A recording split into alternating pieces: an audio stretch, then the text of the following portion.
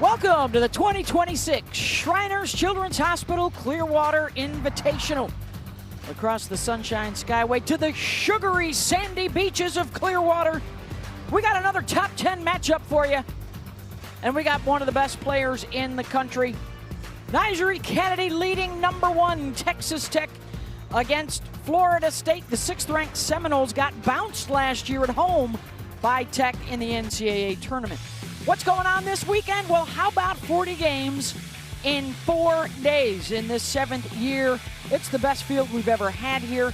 10 ranked teams, 16 All-Americans are playing this weekend with the 16 teams, all building towards that big Sunday doubleheader, Tech, Nebraska, and Tennessee, Florida State. We will have both of those for you Sunday night in primetime on ESPN. Hey, everybody, and welcome to Clearwater. Beth Mowins, Jessica Mendoza, Michelle Smith.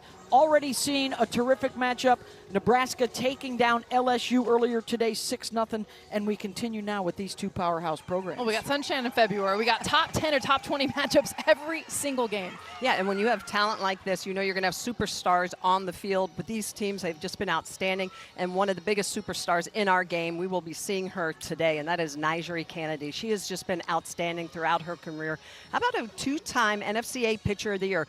319 strikeouts last year, and it's because she has an explosive rise ball at the top of the zone. It hops, it jumps, it induces you to swing and miss. She also has a very good changeup, a screwball. She can expand the zone, and it's that energy, that stomp after she strikes you out. She is just so much fun to watch. Nyjeri Cannady, but she's got some help this year. This is an all-star team. I mean, they got even better. Caitlin Terry coming over from UCLA to add to that pitching staff. And how about the 3 poppers? Panel, Burns, and Williams, 60 home runs combined. You guys, that's how many home runs Tech had total last year. So adding some big names to this lineup. Yeah, good company for the Red Raiders. Just like we got good company in the booth. You forgot to mention that a little bit earlier. Also, we've got Florida State and Jason E. Beecham and Issa Torres trying to get this club to the World Series for the first time in their careers. Well, and the careers that they've had as juniors already. Look at just the last 2 seasons, the numbers they put up. It's a big reason why Florida State has their offense rolling. Just their career batting average over 400 for Issa Torres. Beecham, remember, was National Player of the Year her freshman year 2 years ago. Look at the combined home runs, and how about the RBIs? Big part of the offense comes from these 2 juniors. And Torres will be in the leadoff spot with a hit in all 6 of their games. Both these clubs come in 6-0 through the first week of the season. And the highlighted players there are the Rooks. 9 seniors left Florida State. 9 freshmen come in. Heller, Hind, and Sturgis cracking the starting lineup. I loved what Lonnie Alameda told us this week.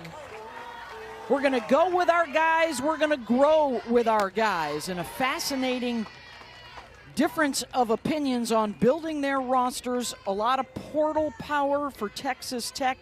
No portal moves this offseason for Florida State. We'll see how it plays out. Torres smacks that one out to left. And the catch is made by Longy Quiroga. Caitlin Terry in the circle. She gets the start with Cannady over at first base to open up their Clearwater tournament. Well, KT, strong arm from that left side. A lot of experience, pitched at UCLA last year. She's a very versatile player. Play a little bit of right field, a little bit of first base. Just has some great movement, good rise ball. See her use that a lot today. Going to be a dynamic 1-2 punch with her and Cannady. They hope that Samantha Lincoln will be a 3rd starter every weekend in Big 12 play. Keep those arms fresh through the tournament and into the World Series is the hope in Lubbock. Here is Marin Heller, the freshman from West Des Moines, Iowa. One of the hot spots in women's sports right now. That is the hometown of both Tegan Cavan and Caitlin Clark.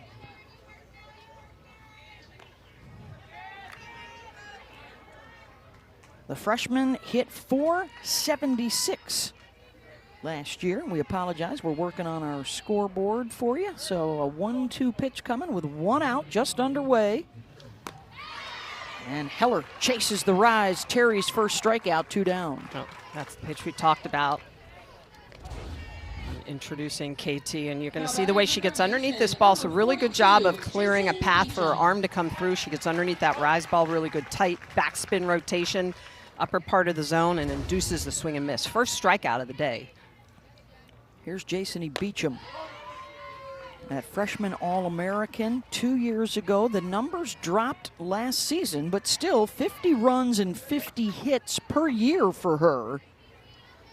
Looking for a big bounce back this year, and the Seminoles are going to need it.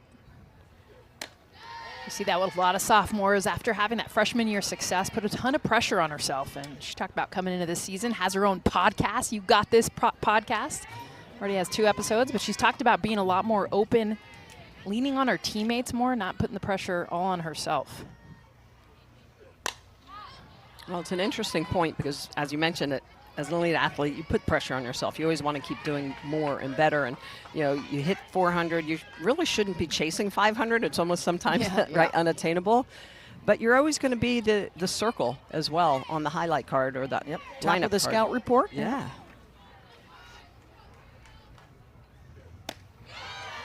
Well, and on top of that, she's a local kid from Tallahassee, played on the varsity team in high school since the 7th grade. Been to camp since she was a kid. Lonnie's known her a long time. And the count goes full here to Beecham with 2 outs.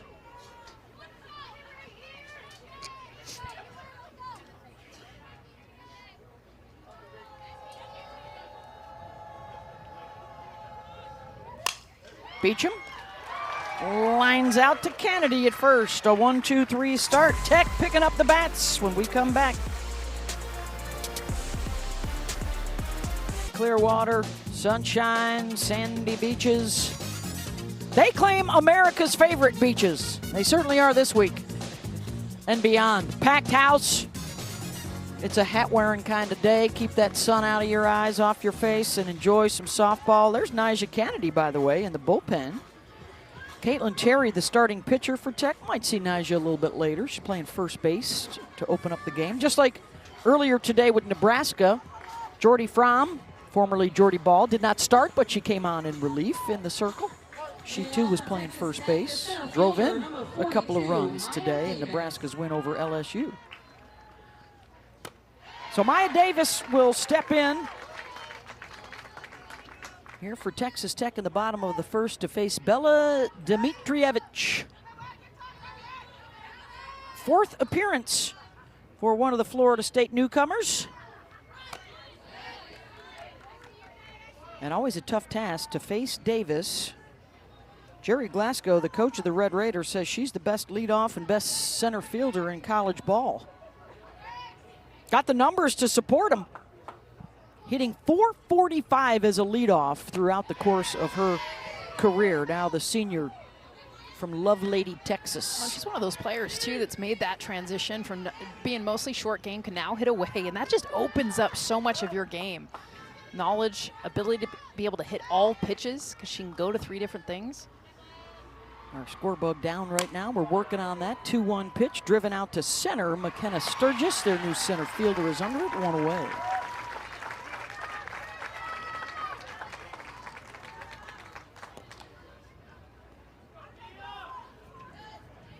So here comes Mia Williams, the hottest hitter in the country last week. The transfer second baseman from Florida. 9 of her 11 hits were for extra bases. She only hit .688 and slugged 1,600. Pretty good weekend. Really good weekend. Coming in on a 6-game hitting streak. And one of the big things is only 1 strikeout through all of that slugging. And now the count goes 1-1 with 1 out here in the bottom of the first, scoreless. First time through for Tech.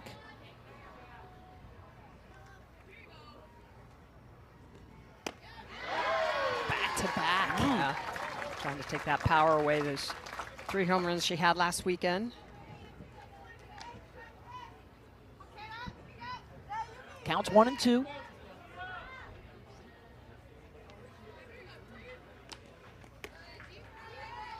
And now 2-2 from Bella, the freshman from Illinois, twice the high school player of the year there. Also a part of the Croatian national team pool.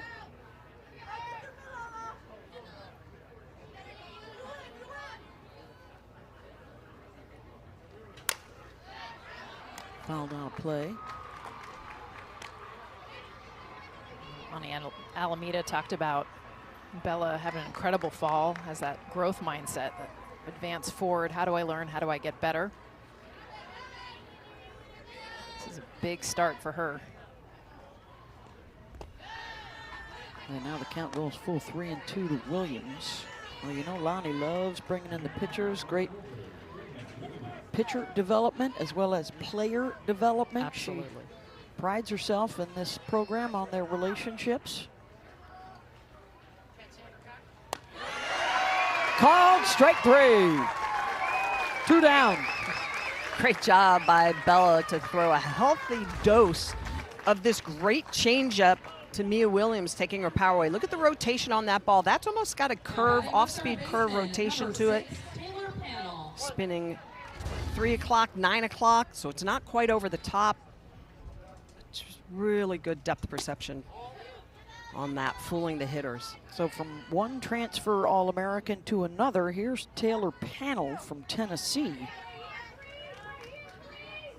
She hit .421 last week, had a 6 RBI outing in their win over Providence. Both sides coming in here at 6-0 to open up the year.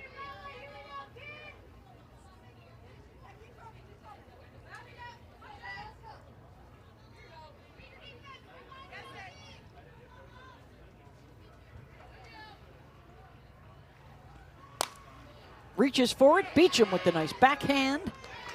In time, and a 1-2-3 start for both pitchers.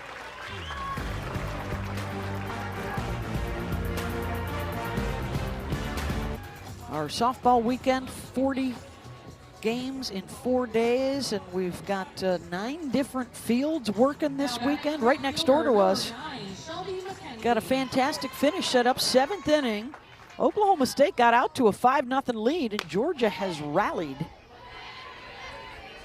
Doesn't surprise me they'd have some fight in them early in the season, bottom of 7th.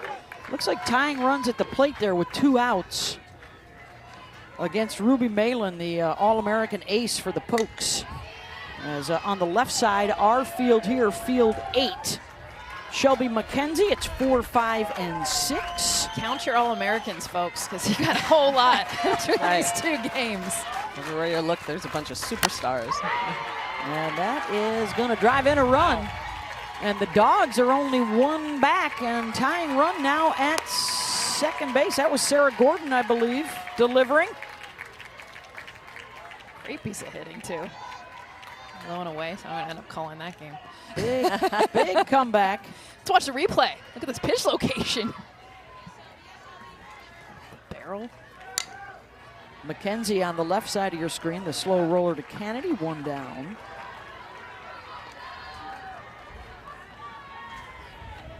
We'll keep you posted on that Georgia-OK State game going on. We are in the top of the 2nd. Our 2nd straight top 10 showdown. Nebraska beat LSU earlier today. Jordy Fromm, a couple of RBIs in that one for the Huskers. Their 3rd top 25 win of the season already. Wow. Here's Ashton Danley, the 2-way. She's playing left field today. She'll probably be pitching as well at some point this weekend. Junior out of Winchester, Tennessee. She went 2-0 last week and also hit .389.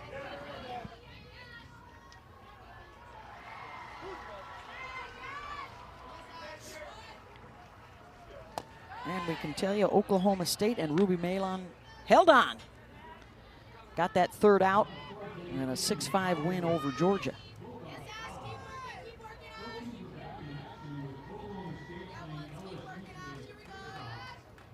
You can see Oklahoma State coming up. That's next. They're going to turn right around and play LSU later today on ESPN2 after our game here.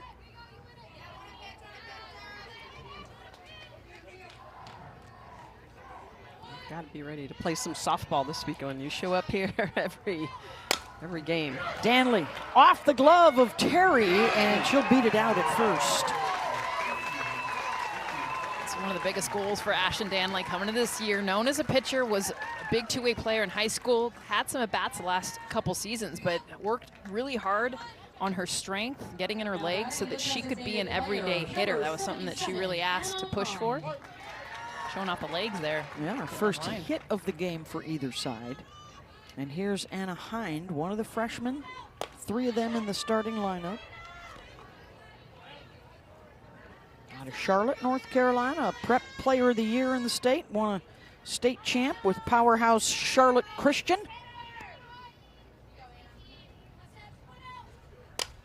Well, just to your point, we're seeing more and more pitchers basically allowed, I want to say, air quote, to hit. We've got Caitlin Terry in this game along with Nyjah Kennedy. We had Jordy Fromm last game with Nebraska. I think we're seeing more coaches understand that these are great athletes. They want to play on both sides of the ball, and I think it does justice for them. I know for me, it took a lot of stress off of pitching. And I think also the players have a little more leverage with asking coaches what they can and can't do. If you legitimately can bust into the top 9 in the lineup, you should be able to hit. It's a challenge, right? I want to beat out another bat. 100%. I think I can do it. Yeah. And it opens up the lineup card for the coach, because then they can do some other special things. That kind of variety will serve the U.S. national team and the Olympics very well over in the past, right? Hitting pitchers, always a hot commodity. Absolutely. Expands that roster. Smitty, Lisa. Yep. Hind drives one oppo. That'll reach the wall. Danley racing around, and she'll make it all the way home. And the freshman has an RBI double to open up the scoring. Very impressed with this at bat. And one of the things Lonnie Alameda told us about Anna Hind is she understands pitch sequences. And here, being able to be ready for a pitch down at the knees, and watch her go down and get this thing. Gets on plane with this changeup, so not just on plane, but on time to battle this to right center field. Stand-up double. Florida State's on the board. Yeah, taking that changeup the opposite way. That's impressive for a freshman. Wow. And after Tech went 6-0 in convincing fashion most of last week, they are now trailing in a game for the first time.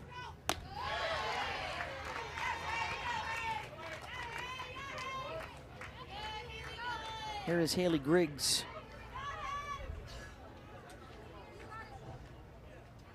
They got 3 freshmen in a row here in the lineup. Haley's from Perrysburg, Ohio. She's reached in all 6 of their games thus far. They went 5-0 last weekend, and then just a couple nights ago, they shut out Liberty 6-0. Or 8-0, excuse me.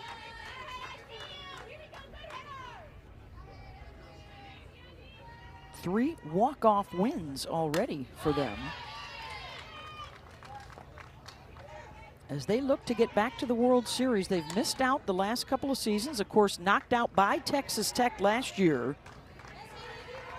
But for Lonnie Alameda's side, 5 trips to the World Series in the last decade with a championship, and 3 times in the finals.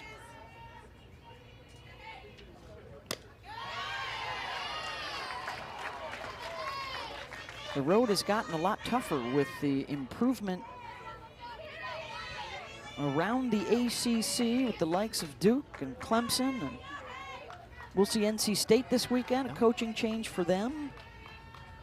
Last couple of seasons, trying to get it going. Virginia Tech always seems to come up with real solid pitching.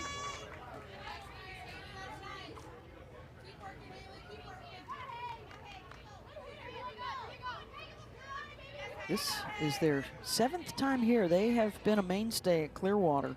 3 times they've gone undefeated here.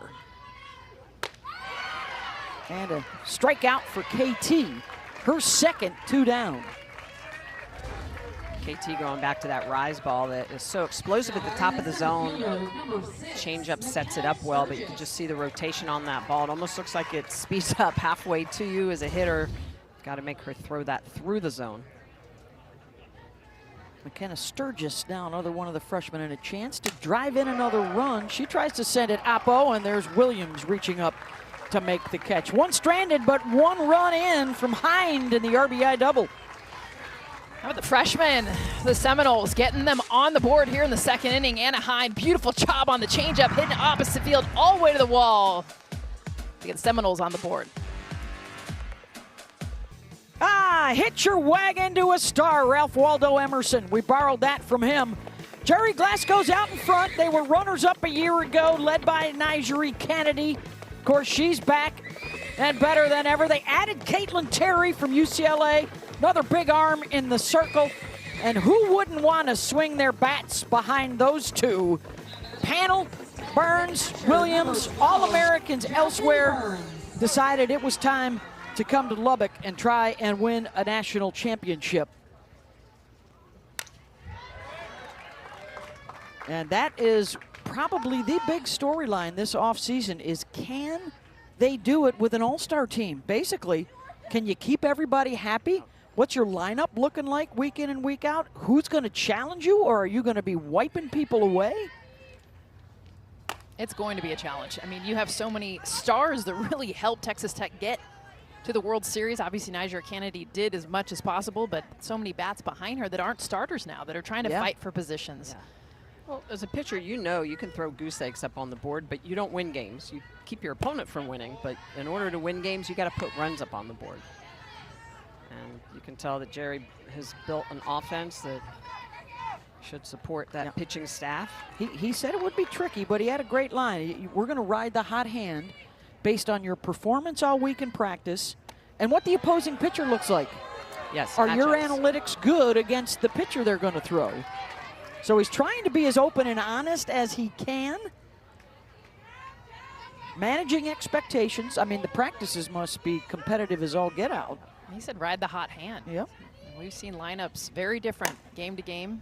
But that's going to be hard, too, and he admitted it. You know, at some point, you need to have stabilization. You can't just be like, all right, we're going to flip this thing up every single time, especially your middles, and he recognized that. Your Haley Tonys, your shortstop, you know, you got to make sure Maya Davis, your center fielder, Jasmine Byrne, up to bat right now behind the plate. Yeah, this is one of the big additions. 25 homers last year at Ohio State. Got under it. Heller at second. One down.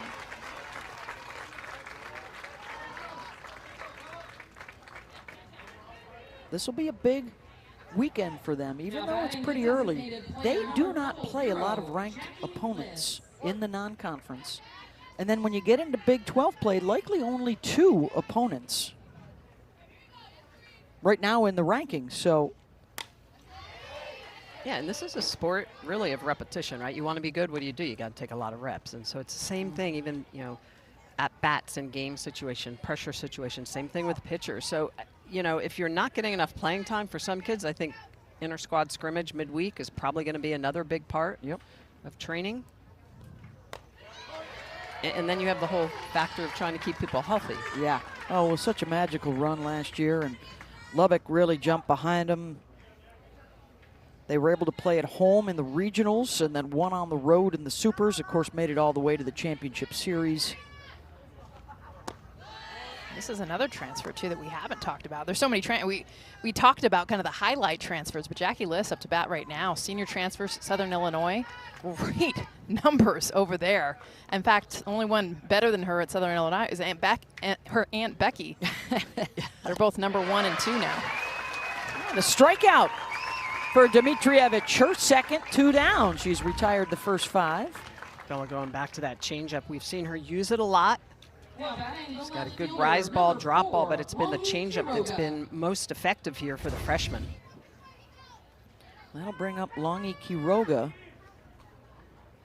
So 7 of the 9 in the lineup transfers. That's a statement.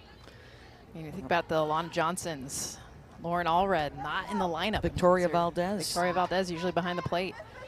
These are a big part of this lineup last year, and it's a different team. Quiroga getting the start in left field, coming over from Cal. She can also catch some. Big bat. Hit 500 opening weekend.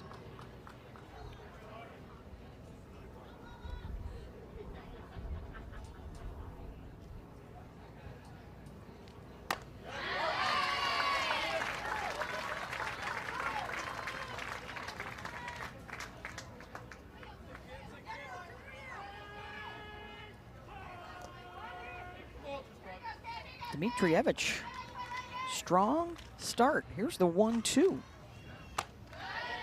We saw this from a freshman earlier, Jensen of Nebraska. Retired the first 10 she faced, threw 7 strikeouts against LSU in a win. And what was the key for Jensen that's been the same for Dmitrievich? It's that changeup. These freshmen not afraid to pull the string. Smashed right back up the middle. And a 2-out base runner for the Red Raiders. Their first hit.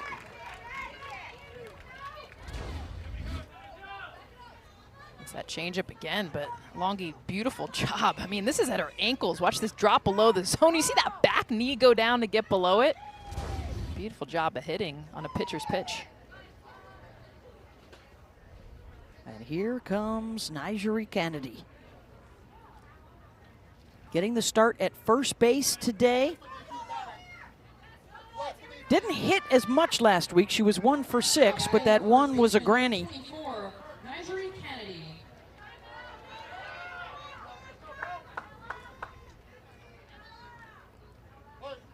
3 times to the World Series with Stanford and Texas Tech. And now the journey is underway this season to try and win the national championship. Add that to the resume and springboard towards the start of the Olympic campaign, really. The next couple of summers will be huge for Team USA. Of course, 2028 in Los Angeles, with the games being played in Oklahoma City. Kennedy's way off the plate. Clearly teams trying to get in on her hands like that. And that's her swing. I mean, you look at the home run. She led the team, Tech, in home runs last year, and a big part of it is opposite field. She can go inside out. Does a great job anything middle away. So here, I mean, she is literally as far back in that corner to allow those arms and that power. Both feet on a chalk line, one on the back line, one on the sideline. As Dmitrievich gets the swing and miss. Chases that rise ball up and away.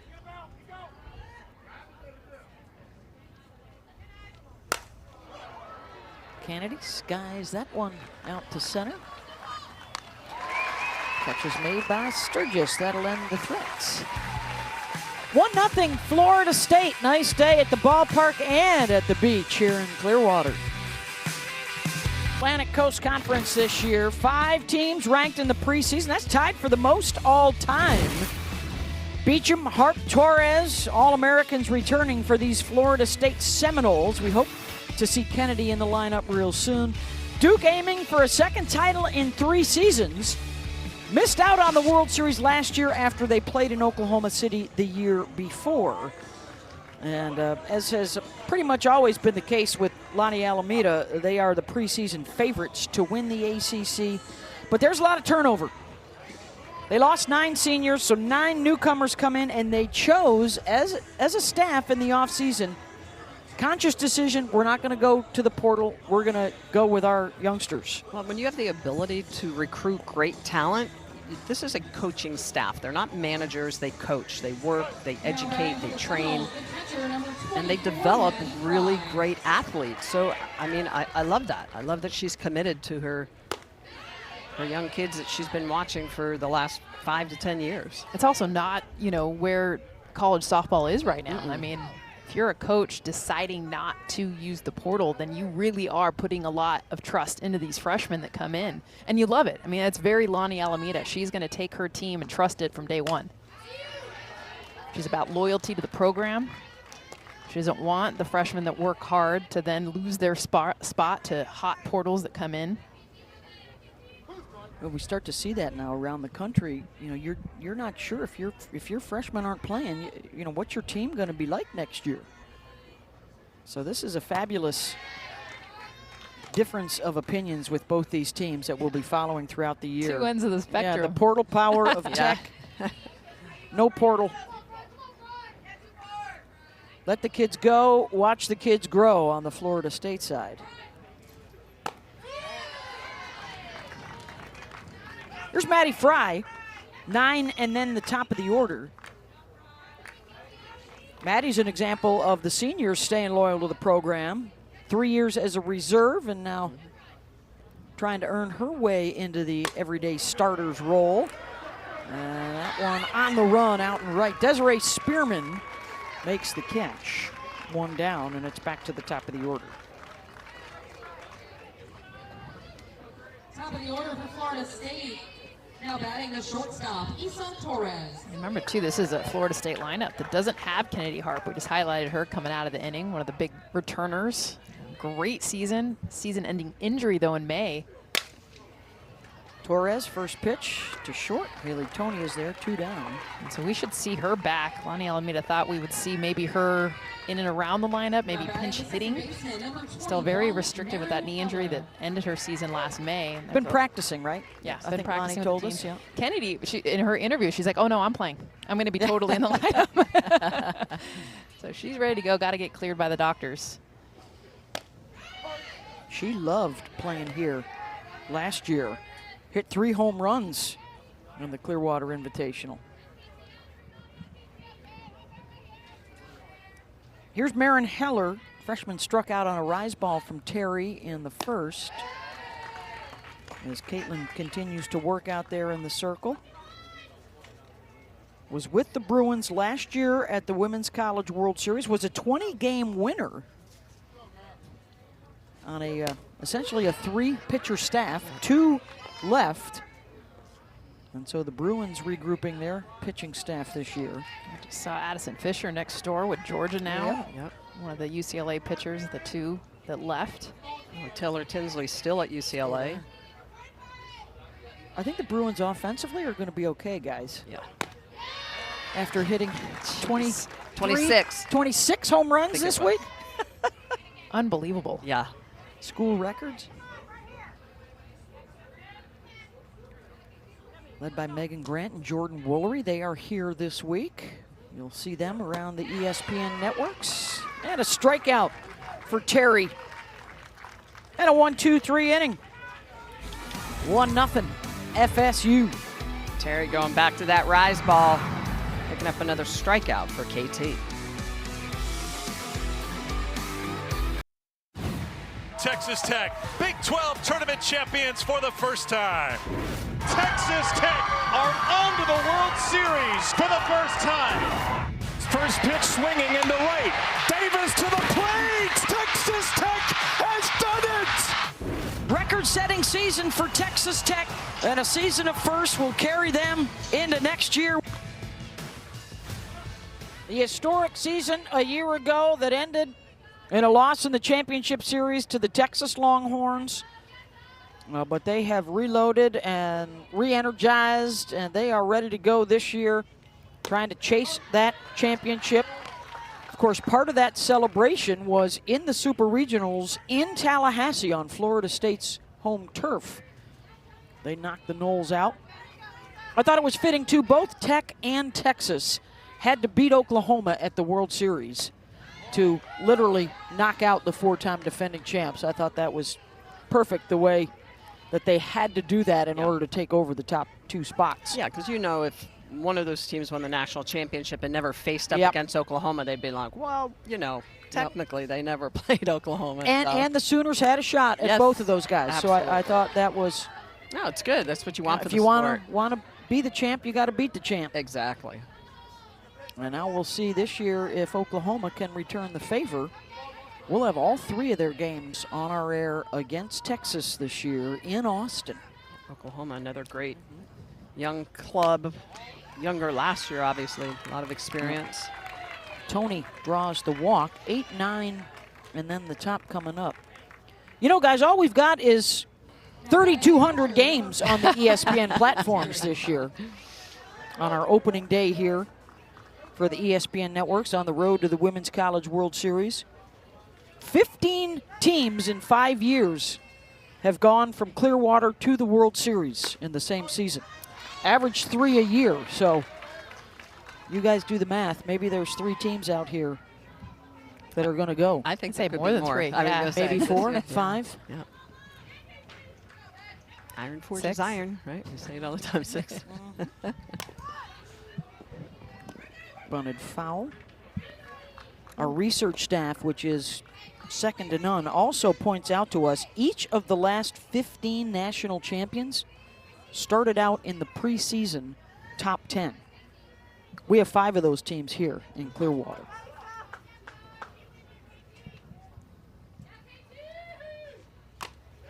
Swing and a miss by Terry. Third strikeout for Dmitrievich, and it's back to the top of the order. Dmitrievich is not afraid to go upstairs with that rise ball. We've seen her use the changeup a lot, but this is a rise ball in the outer half. Just gets Terry to half-heartedly swing through that. Foul tip. Good job by Fry behind the dish to finish that off. The throw down. Tony trying to steal second, and she's in there safely.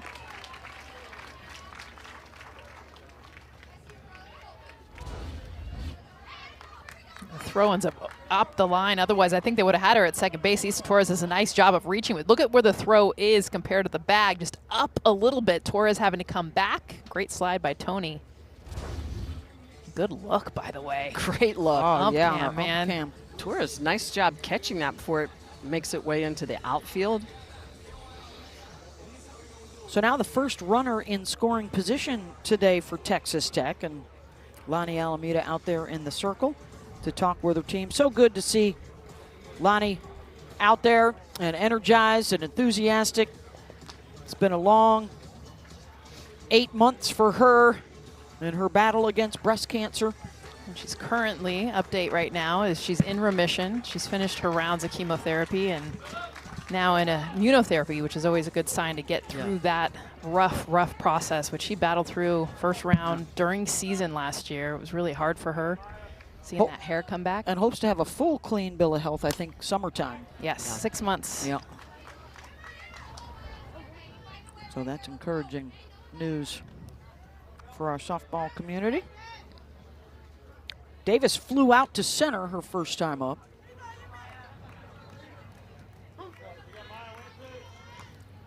Set a Texas Tech record last year with 93 hits.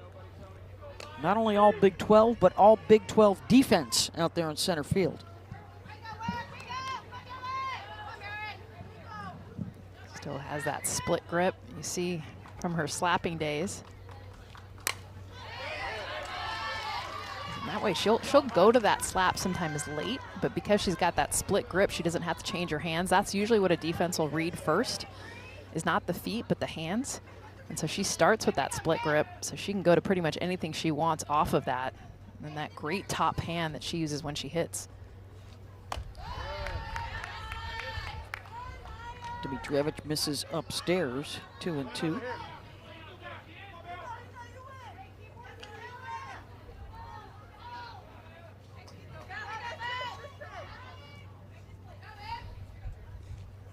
Davis gets a hold of one, drives that one deep, and on the track, on the run to make the catch is Sturgis.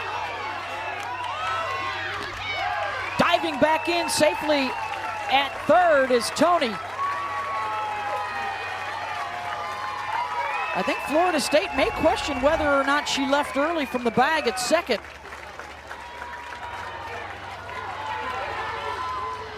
Wow. It's a great catch, too, from Sturgis just to get to this ball. Felt like it was going to leave the yard. We've not seen a home run over on this field, and Haley Tony didn't have a look at that there if she did leave early. But Sturgis to get to that ball. Yeah. Great grab. It looked tight to the naked eye. Is this a coach's challenge right here?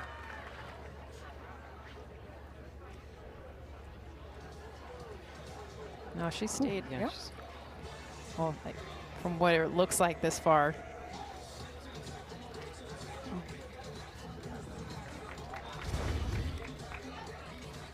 We're not going to review, no challenge. And I like what Haley Tony did also, by the way, just understanding she's on the warning track. She's out there in the Florida sand. It's in the outfield. Thought about going home to challenge the defense and was able to get back to third. Now batting the second baseman, Mia Williams. So a runner on third with 2 outs for the hot bat of Mia Williams, who did strike out looking at a changeup her first time up.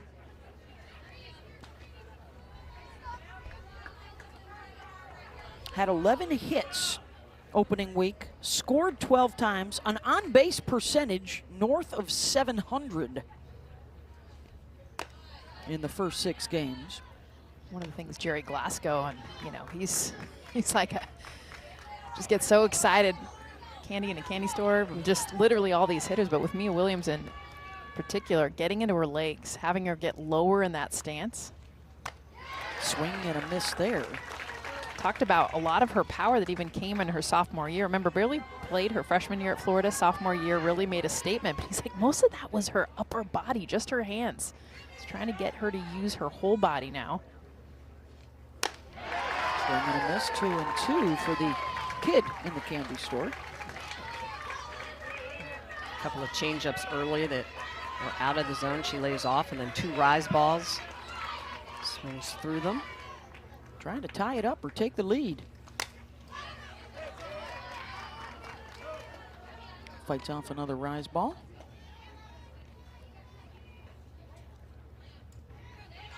Already a third of the way to her extra base hit tally from last year at Florida.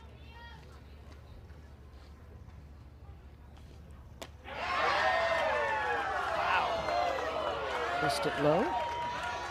Well, she struck out on that same pitch, a changeup. Ooh. And this is a nice pitch, just dipping down at the end. I don't know, I think where it crossed home plate, looked like it got the knees. Yeah. Either way, great pitch.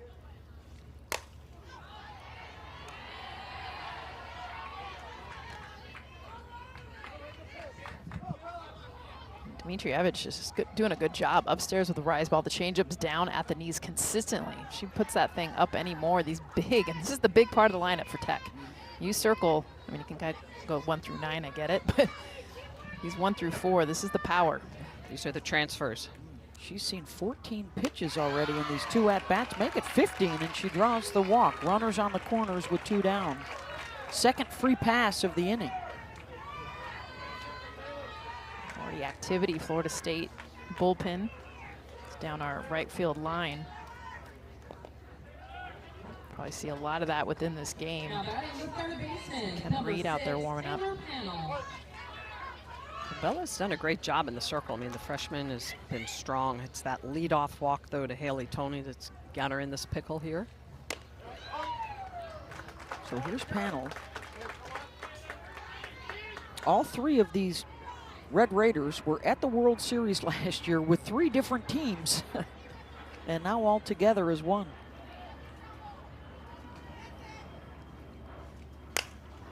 Panel got under it. McKenzie coming on, and Heller going back makes the catch on the grass, and a couple stranded. And a 1-0 Florida State lead through 3. 2026 Shriners Children's Hospital Clearwater Invitational, opening day of our ESPN coverage on the road to the Women's College World Series, and now joined on the mic by Jerry Glasgow. Well, Jerry, you got a plethora of riches, especially even in the circle. We thought Nigeri Kennedy, she looked like she was going to start. You give it to Caitlin Terry. Tell us about your decision coming into this. Well, you know what? They held their ace back, and when I saw that, I was like, heck, let's just let KT go. I wanted to see her throw this game anyway. It just kind of sealed the deal for me. You know, we'll save that Naja against their ace for Tallahassee in a couple weeks. And, Coach, what's the message to your offense here to try to put some runs up on the board? Yeah, you know, we got to take the walk. I thought we could have got a leadoff walk in the third or the second inning. We didn't take it. We swung a bad pitch, and we got the leadoff walk. If we keep doing that, we'll get a run in. We got to be patient and pick out good pitches. Then we get that run scoring, and obviously got to get that hit. Thank you so much, Jerry. Uh-huh. We appreciate that. Of course, he referenced they'll be playing Florida State later in the season in a non-conference game. How about our keys today? Well, for Florida State, they need to beat the Rise, and that really doesn't matter if it's KT or Nigeri in the circle. They have to be able to hit that Rise ball, either lay off it, get on top of it, or elevate it out of the park. For Tech, it's share that wealth. And last year it was one player making the money coming over to Tech, and now there's a whole lot getting spread around. Jason E. Beecham launches that one out to left, and the sliding grab by Jackie Liss. 1 down. Good D behind Caitlin Terry. Just good read on this one. And anytime it was line drive, kind of sinking fast. Great idea, too, to go to the slide instead of the dive to be able to follow this thing as it's coming down quick. Here's Shelby McKenzie.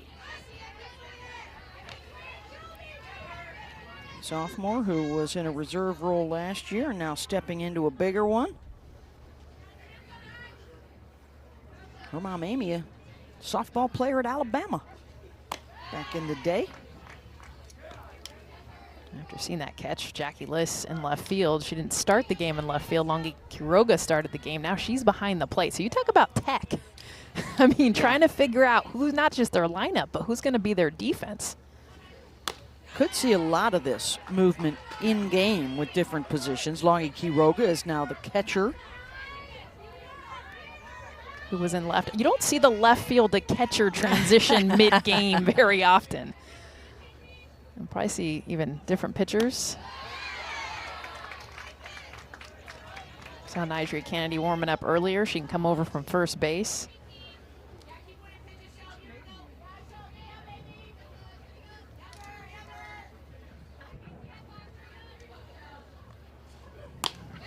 Swing and a miss. Strikeout number 4 for Terry, 2 down.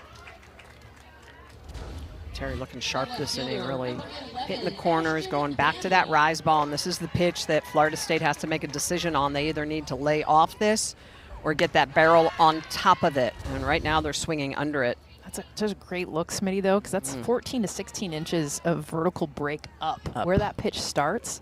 I love the side view because to me that's where you see the depth of where it starts. That thing when she's releasing it, you guys, it's at the waist. When hitters are making a decision, it's waist level and then it ends up over your head. That's what 14 to 16 inches looks like. Yeah, and so that's when you learn to read spin, and you read that spin, you lay off it. Unless you read that spin at the knee and you're hoping it gets into the cookie zone. And we're talking about a reaction time that is minuscule for the hitters.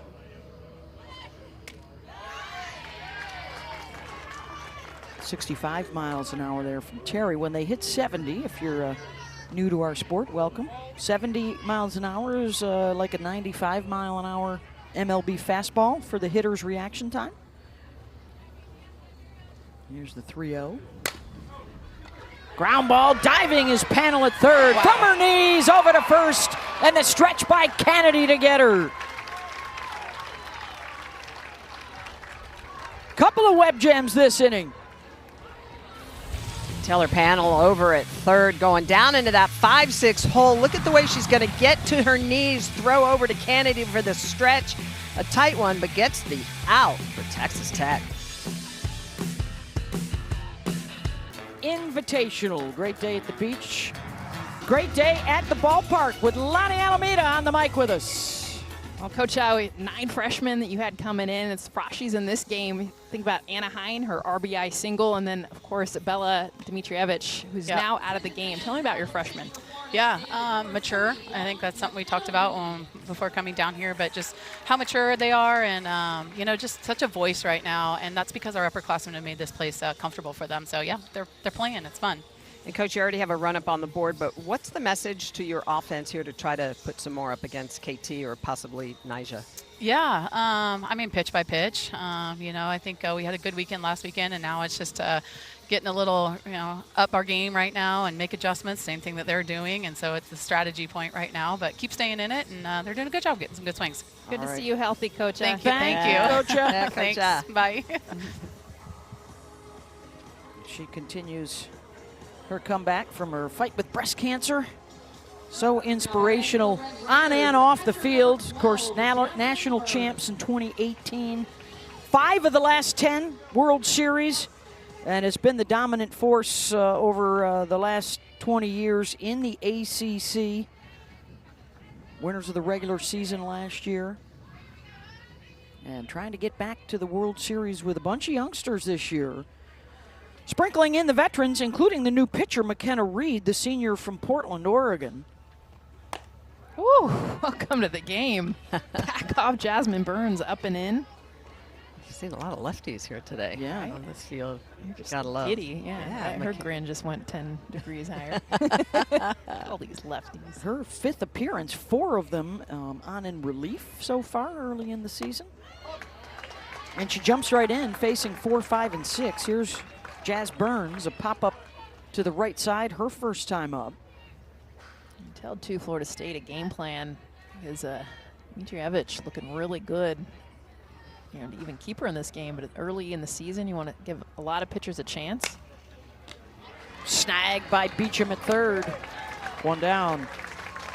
How about the scouting report on Reed? Well, McKenna Reed had an outstanding freshman year and then has battled a little bit of back injuries over her career, but she is back healthy now. She throws hard. She's coming from that left side with a really, really good rise ball. And when that rise ball is on, she can dominate flat out. But one of the keys is controlling the zone and making sure that she is pitching from ahead. When she does that, she is outstanding in the circle.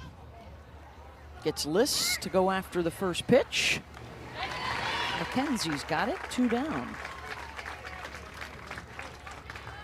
Hey, we got a big women's basketball double dip coming your way. Can the Duke Blue Devils stay undefeated in the ACC? They'll be hosting arch rival North Carolina and then Texas at Tennessee Sunday at ABC. Will there be some fight for the Lady Vols against the Texas Longhorns? Find out. That's your Sunday afternoon, and then your Sunday night right back here in Clearwater for a softball doubleheader. That means it's Super Bowl, man. Yes. A week later, you get That's right. Women's Sunday. Both of these teams will be playing Sunday night.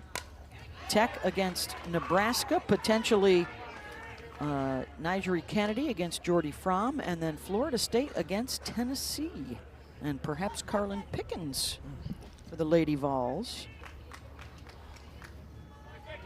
Those radar guns better be ready. A lot of heat. A lot of heat. Just the weather. Doesn't matter, nothing's going to ruin Karen Weekly's week because she was at the Super Bowl celebrating with her beloved Seattle Seahawks the other day.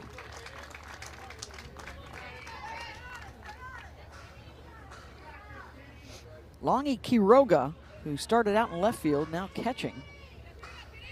Singled her first time up. Using a lot of erasers and just early in this game, the defensive switches, the lineup adjustments. You see Nigeri Kennedy that's on deck. She would actually replace, if she bats second, Desiree Spearman, who was the DP. Super confusing with all of the different switches the Tech's able to do. And Quiroga draws a walk, so the tying run aboard, the go-ahead coming to the plate. With 2 outs. I see that adjustment right now.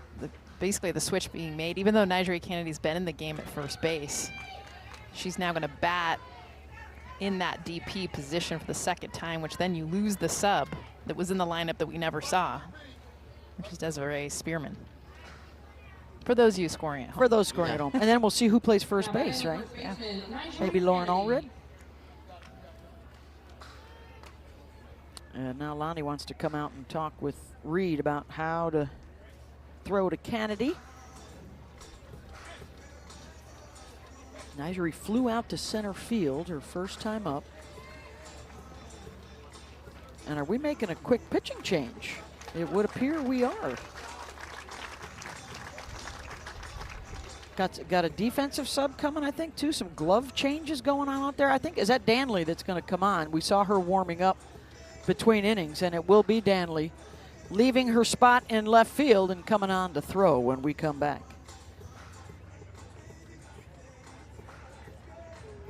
All right, so Ashton Danley comes in from left field to pitch here.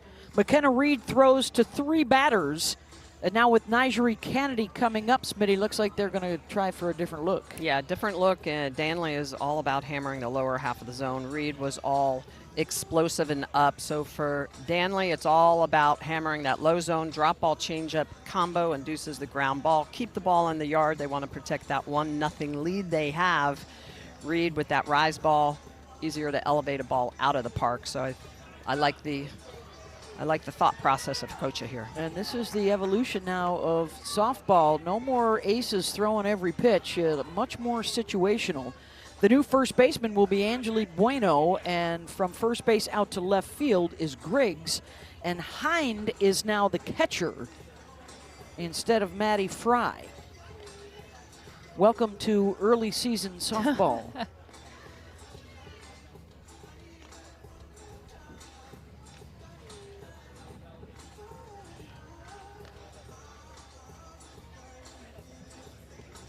in a 1-0 game. The run scored in the second inning for Florida State on the Hind RBI double to score Danley.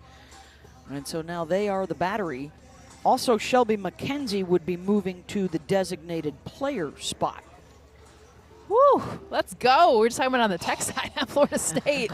All the substitutions, switches, but it also shows the growth of the game. The two-way players, Ashton Danley, another one, coming in from left field. Also, Sauer with the bat. So they're trying to figure out their communication system. The new catcher. I didn't realize I was moving to the HR department here. All these moving pieces.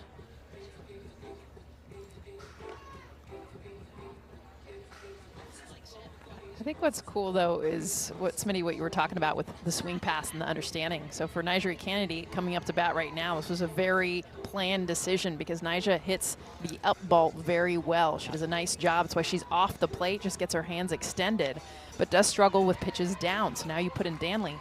Whereas you look at Jasmine Burns, 25 home runs last year. You look at those home runs, she struggled with pitches up in the zone, but her swing path hits pitches down. So again, looking at those matchups, that's what this inning is about. So Lyndon Baptiste is having as little fun as we are with all these changes. He's the old plate umpire trying to get it right. Tanya Cash, Jim Cooper on the bases. And we're gonna take this opportunity to remind you that Saturday we have a terrific men's doubleheader for you on the hardwood. Kansas, Iowa State at 1 Eastern, and then Kentucky, Florida at 3 o'clock. There's your ABC doubleheader. And like everything else we've got for you, both are also available on the ESPN app.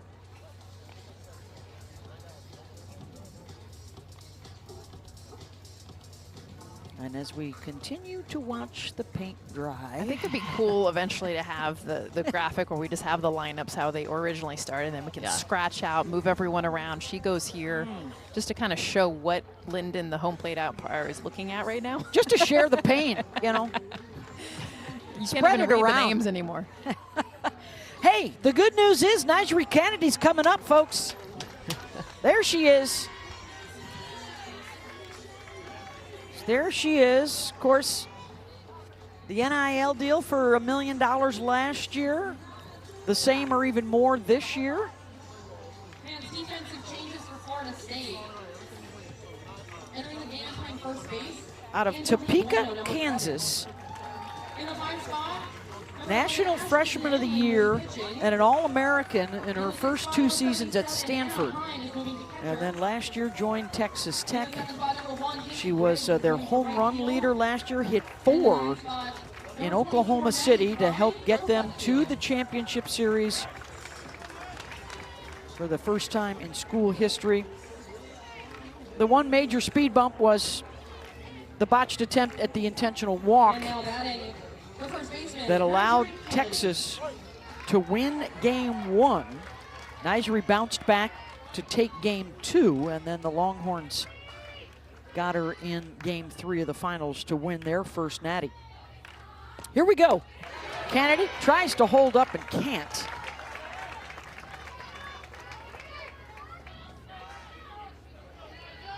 Facing Danley, who last week went 2-0. 18-game winner a year ago to lead the team. In the dirt, and that bounds away from Hind, and the tying run moves into scoring position here with 2 outs as Quiroga gets to second.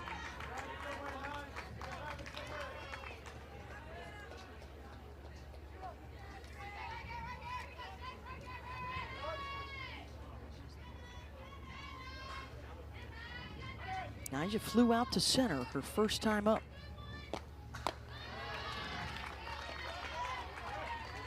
Two and 1.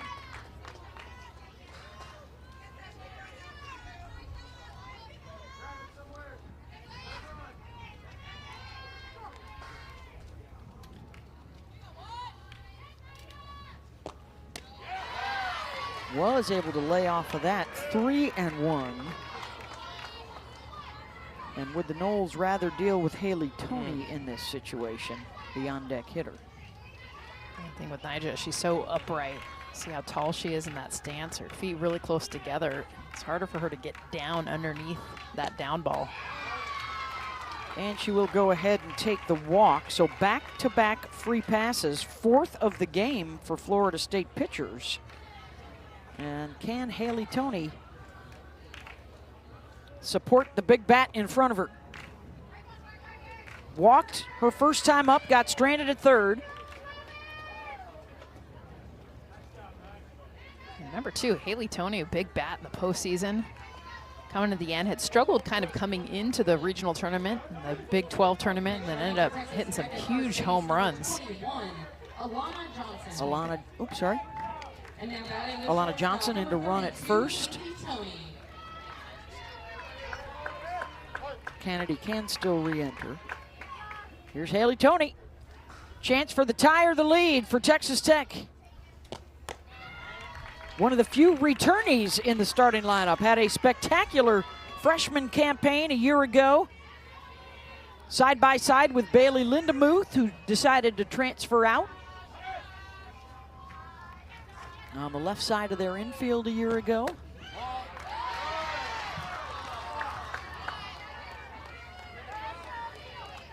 And now that is 6 straight balls.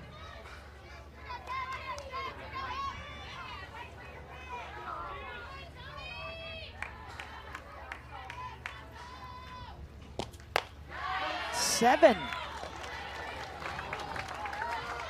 Just kidding. Oh, kidding. Caught the corner. Delayed reaction. So 2-1. Trying to work out of the jam. 2 on with 2 outs. Slow roller back to Danley. Spins to first. Got her.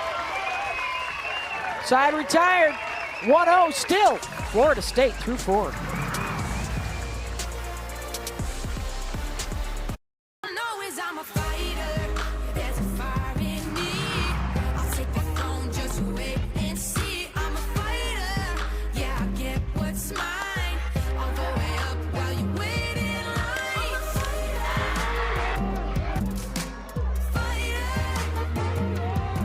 Oh, they are fighters indeed. We got a good one here. Top 10 showdown. Florida State leading Texas Tech 1-0. Caitlin Terry back out there to work in the circle for the Red Raiders. Denied an opportunity to score the tying or go-ahead run that last inning. Left a couple on base. 2 innings in a row now. They've had runners in scoring position. Couldn't push them through. And so Terry will face 6, 7, and 8 in the Seminole lineup. Anna Hind had the RBI double to score the game's only run in the 2nd inning, bringing in Ashton Danley. And now the freshman stepping back in.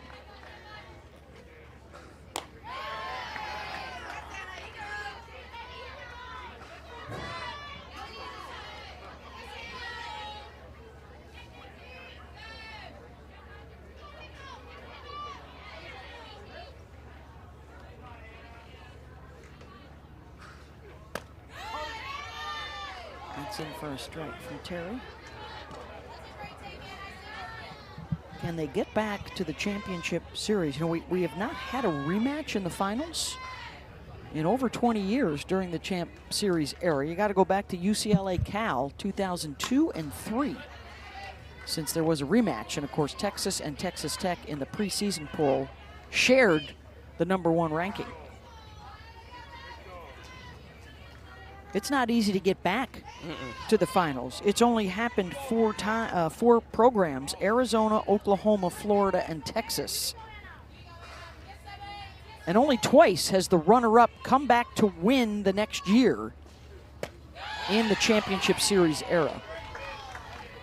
Texas won those last year. Oklahoma also did it a few years back.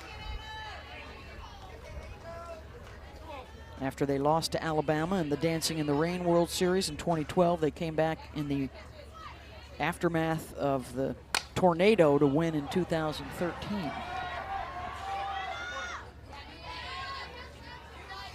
Our old buddy Kaylani Ricketts and Michelle Gascoigne, who's now at Northwestern. Yes, we'll see them later this week. They're here in Clearwater.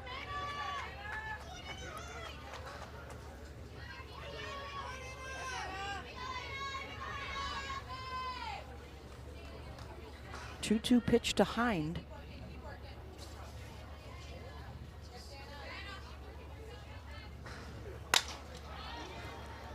Skies that to the right side, and into foul territory goes the new right fielder, Alana Johnson.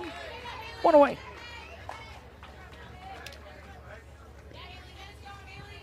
Now batting the right fielder, number 1, Haley Griggs.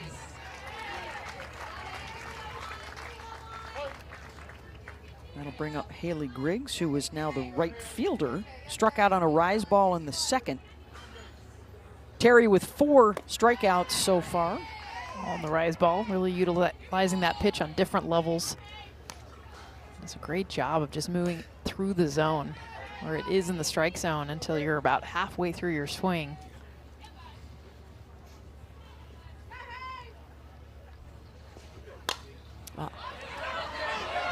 Induces another pop-up, but that one will get out of play. Oh. Well, and that was one of the keys of the game, or the key of the game for Florida State, was to be able to handle that rise ball.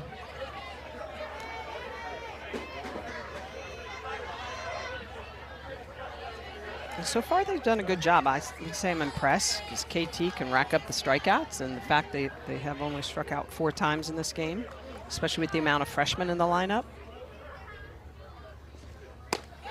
And that's a good take right there. You can see she was starting at it, identified it, laid off it. Terry was a 20-game winner last year, former high school player of the year out of Arizona.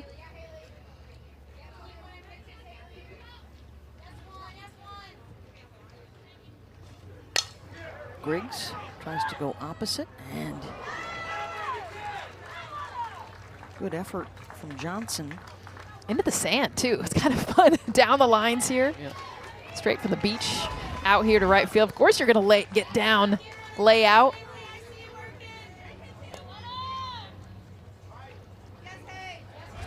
Why not? That looks like some crushed seashells in there, too. Yeah, that's not Just as fun. for good measure.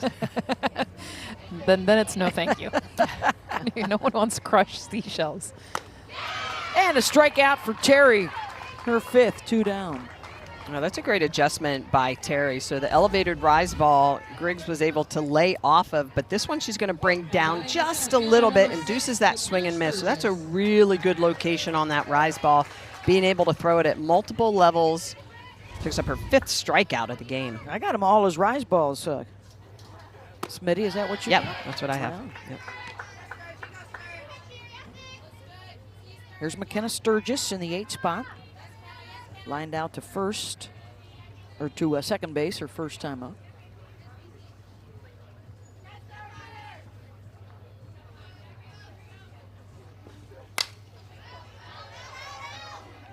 That'll get out of play. Top 5 in a 1-0 lead for Florida State. They'll see each other again in a non-conference later in the season in Tallahassee in mid-March. After this weekend, of course, they play Nebraska on Sunday night on ESPN, but that Florida State game will be their only remaining non-conference ranked opponent. And depending on how the Big 12 plays out, Arizona State, ranked foes. On the run in center field is Davis in a 1-2-3 inning. Nyjari Kennedy, the 2-time National Pitcher of the Year, playing a little first base here today. And Jordy Fromm, the 3-time All-American, 3-time Conference Pitcher of the Year, national champion. This might be your matchup in prime time. We're hoping, fingers crossed, Sunday night, 6 Eastern on ESPN. Fromm and the Huskers already with a win in hand. They beat LSU earlier today. Jordy came down to throw a few innings, also drove in a pair of runs with an RBI single and double and a 6-0 win.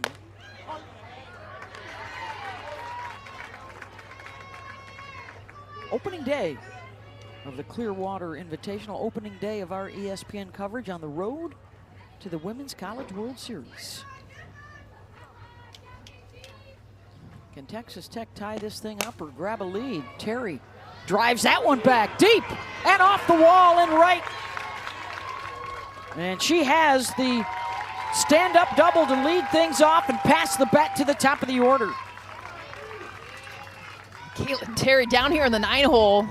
Another pitcher who rakes. And watch her take this pitch that's moving away from her, but she's able to get around this. And again, another ball hit hard off the bat, off the fence. And this one actually hits off a pole. Watch it react instead of just dying out there. It comes back into right center field. Easy stand-up double. Here's Maya Davis, a couple of fly balls to center field so far for Maya. Looking to drop down the sacrifice. I love that she just got such interesting hand skills because she doesn't go, and a lot of times, typically when you see that drag bunt or slap, you're gonna see that feet movement. For Maya Davis, she just goes right into it with her hands. So her stance, her hands are already split, and then she'll go into one of those three without moving her feet. Tech still looking for its first hit with a runner in scoring position. And there it is. And that'll tie things up. Davis drives in Terry. It's one apiece. Well, the thing I love about Davis is last year she talked about not wanting to be just a slapper, wanting to hit for power, wanting to get into a position where she could hit her runners in, her teammates in, and she does just this. Pitch on the outer half. She's going to stand in and just drive this the opposite way. That power has really shown out the last 2 years for her. But you see that slapper in her. That's an Yes. inside-out swing, which is why she's able to stay with that. And so another pitching change coming up. The fourth Seminole pitcher will bring the razzle-dazzle. It's Jazzy Franchik, the sophomore out of Rockledge, Florida, to face Mia Williams, Taylor Pannell, and Jazz Burns, all coming up next. The reason why Jazzy's got so much success too is she can throw 5 different speeds. We always talk about 3 different speeds, but she can hit anywhere from 48 to 65 and everywhere in between. So that's one of the biggest things you'll see her do. She can go up, down, curveball, both sides, but tell you what, the name of the game, especially today, has been the off speed, and that's exactly what Jazzy Franchik owns. Yeah, and this is all about spin speed over pitch speed, and Jazzy is the perfect pitcher to really explain this because her ball dances. It almost looks like she's throwing a wiffle ball. So much spin, so much late sharp movement. It's not the velocity, it's all about spinning the ball through the zone. Look at that no-hitter against Samford. 2 base on balls, 7 strikeouts. Really clean game for Jazzy. So Franchik will try and come on and stem the building rally here. The RBI single for Davis, back-to-back hits. And now Mia Williams, a strikeout and a walk today for Mia. Has been an extra base hitting machine through their first 6 games.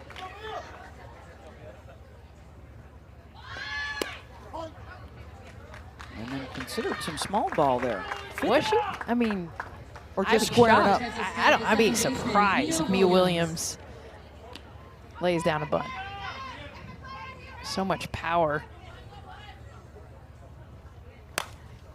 No bunt. I mean, if I'm Florida State, I'd be like, yes, please. Please, lady. I will throw you a ball right down the middle if you bunt it, please. Seminoles have yet to trail in their 6-0 start to the season.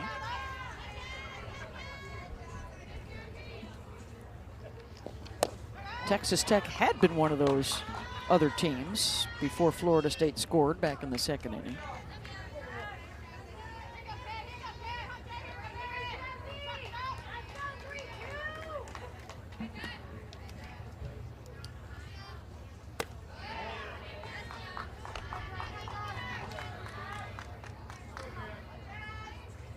Mia can lift, and that's the biggest thing she does as a hitter. So Franchik right now, you can see she's trying to keep everything down, trying to get her to chase.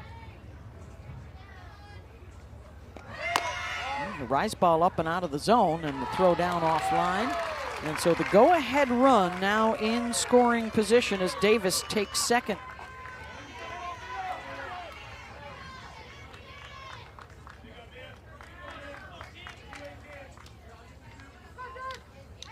"27 stolen bases for her a year ago, adds one here. Full count to Mia, reaches for it. Beecham checks the runner, fires the first, but took too long. And Williams legs it out.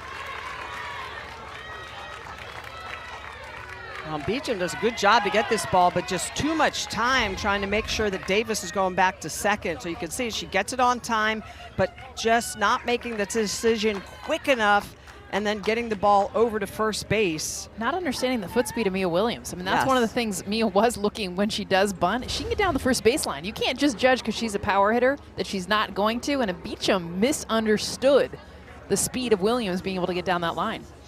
Score that a fielder's choice and not the correct choice. Well, and the other thing you have to read on that is that, yes, Davis was off the base at second, but her second baseman was not behind her, so there's no way that she could make a throw to second base. And so if your teammate is not there, you're not really going to have the opportunity. So take a look at how all this goes down. It gets her, so you can see the ump cam. And she does have a teammate there, but again, I don't think that's a throw that you do go back to second base, but you got to get that out at first. And that wasn't even close. No, Williams runs very well. So now you got two aboard for Taylor Panel. Grounded to third, popped to second.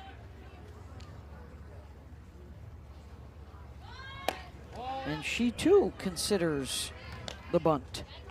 By the way, Mia Williams out in front, ground out. What did she do? She busts her butt to get down the line. Such a great lesson for kids to see that. Doesn't get frustrated, and she created a base runner by getting down the line.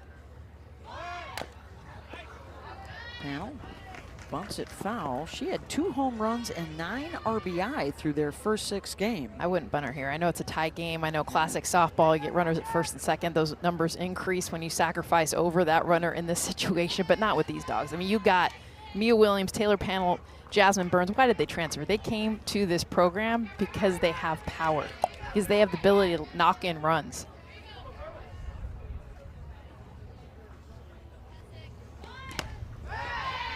Well, now she's 2 strikes in.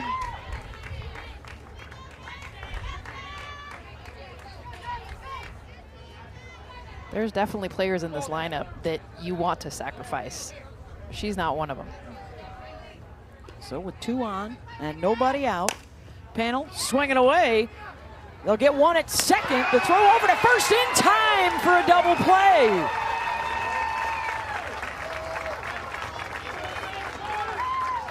Davis goes to third. We'll see if it stands. They can't review. Wow, she was safe. Tough break there for Tech. Now batting the designated player number 12, Jasmine Burns.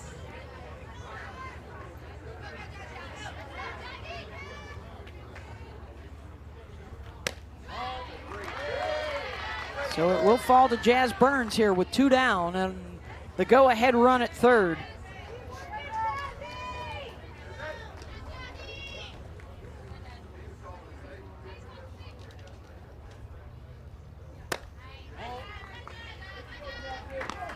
Burns looking for her first hit of the ball game.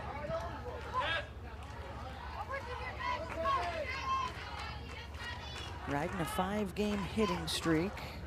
Last season, 5th in the country with those 25 dingers at the Ohio State University. Jesse Franchik right now just getting the ground balls. I mean, she comes into this inning. Well, it looked like it was going to be a big inning for Tech, still can, but rolls 2 ground balls, 1 for a double play.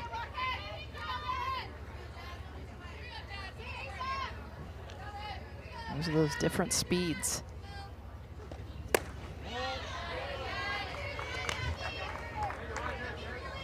Misses outside, 3-1. Yeah, and this is where Florida State, look at the way that they are just really doing a good job of splitting the field. Up the middle is wide open. And Burns draws the walk. And so those types of positioning defensive alignments come with trusting your pitcher, hitting the glove, being in a position. That's why they were able to turn that double play.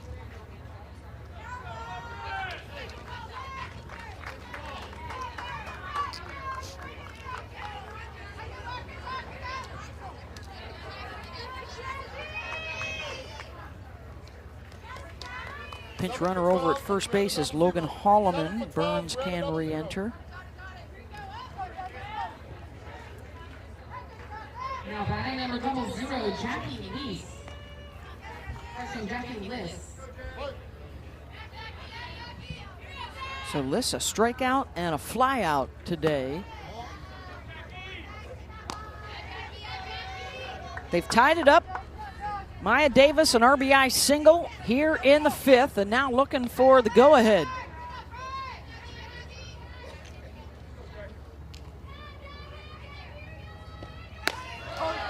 Runner goes uncontested to take second base.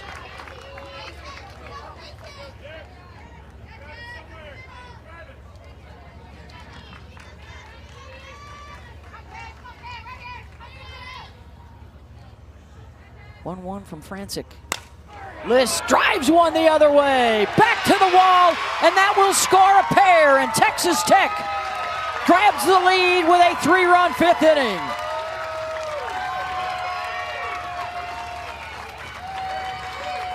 We talk so much about the 3 transfers that are ahead of Jackie Liss in this lineup, but I'll tell you what, Jerry Glasgow most excited about this batter. From Southern Illinois, this ability right here on a pitch 1-1 count, drive it opposite field. This is a beautiful swing, a great understanding of where she's at, where the pitch is moving, and honestly the ground ball outs that have been ahead of her to be able to make that adjustment within this inning, score 2 more for Tech.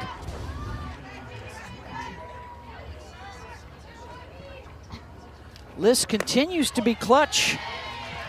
Her 4th and 5th RBIs with 2 outs and runners in scoring position this season. And now she wants to try and get home. It's Longy Quiroga, a single and a walk. Back on the grass to make the catch is Marin Heller. It all started with Caitlin Terry in the 9 spot. And she starts the rally. Gets a double to get on the base. Comes around to score. Dance from second base, Maya Davis. Keeping it rolling, another single. How about Jackie Liss breaking this thing open? Gap shot out to right. Pack Players brought to you by Visit St. Pete Clearwater. Caitlin Terry's been dealing at the top of the zone. That rise ball's been so effective. 5 strikeouts, great spin, good velocity. Throwing a couple of changeups, but she really has been hanging on for Texas Tech while she waited for her offense to get some work done, and it started with her in that 9 hole. Herself with that double. Yeah. And she's back out there with the lead now. So after they trailed for the first time all season earlier today, now it's Florida State's turn, trailing for the first time all season. Well, and she's put back 3 consecutive back-to-back innings of retiring the side in order. 11 in a row. Yeah. Since the Anaheim RBI double in the 2nd. Here's Maddie Fry, 9 and then the top of the order.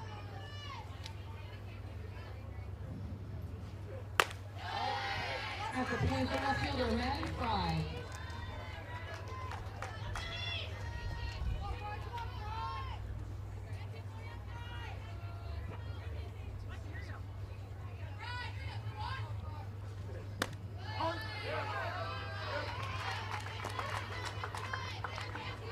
And just the 2 hits for Florida State back in that 2nd inning. They scored a run.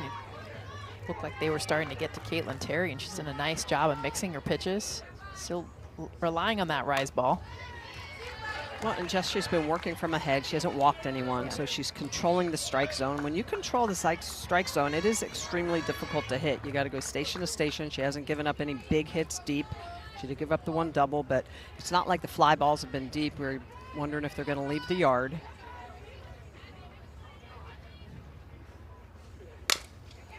Fry chops that to short. Tony tried to charge it.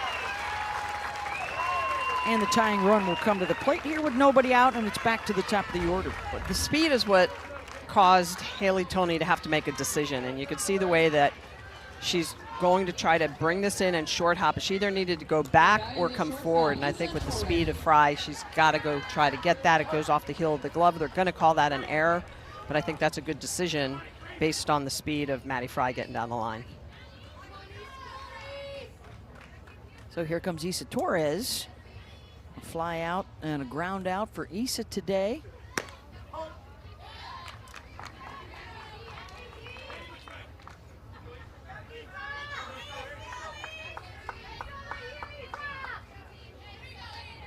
Now in her third year as the starter at short, jumped right in as a freshman, took the spot out of Georgetown, Texas. Opposite way, but right at Holloman, who's the new left fielder. One down. Hey, we got men's college hoops for you. Busy day on Saturday night. These Texas Tech Red Raiders taking on Arizona, then Auburn, Arkansas, and Gonzaga, Santa Clara out to the West Coast. Saturday night on ESPN. Another great Saturday with more than 12 hours of college hoops. ABC primetime Saturday night. You can also watch the ladies, LSU and South Carolina. That one could go a long way towards deciding the SEC championship. Here's Marin Heller. Struck out a couple of times. Shook her head on the last one, the rise ball of Caitlin Terry, and that's a lot of the times you come out of high school, you're a freshman, you don't see movement quite like what Caitlin Terry, which is why they're all Americans, why they stand out in the college game. Well, and to your point, Jess, it's movement at a certain velocity, right? Yes. So it shortens your ability to make decisions. Yep. So not only you're like, oh, I can hit that velocity, and then you're like, well, oh, with that movement, with the velocity. Combination. That's trouble. Trouble. Laid off of that rise. 3-1. And the Seminoles would love to get the go-ahead run to the plate with Jason E. Beecham coming up.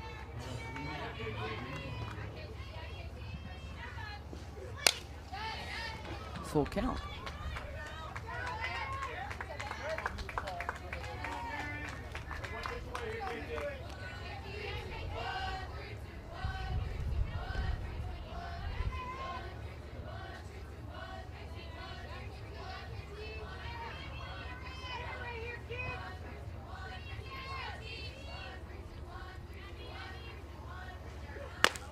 Called strike 3. Third time today for Heller. 2 down. Terry going to go to the outer half, going upstairs. Longing behind the dishes. Look at the way she's going to frame that and pull that back in. That's a tough one. That one looked up and away. 6 strikeout for Terry, and here comes Beecham, who's 0 for 2. Still a swing away from tying this thing up.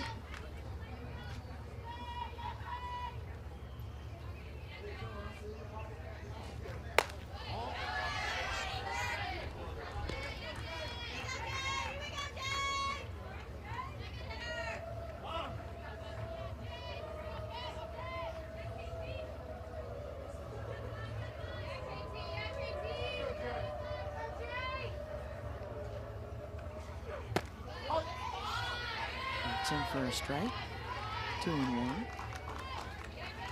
was listening on the long plane flight here to Beecham's podcast, and it's kind of cool. As a junior in college, the words of wisdom she's got for fans, young girls that follow the game, about finding your purpose, not being defined as a softball player.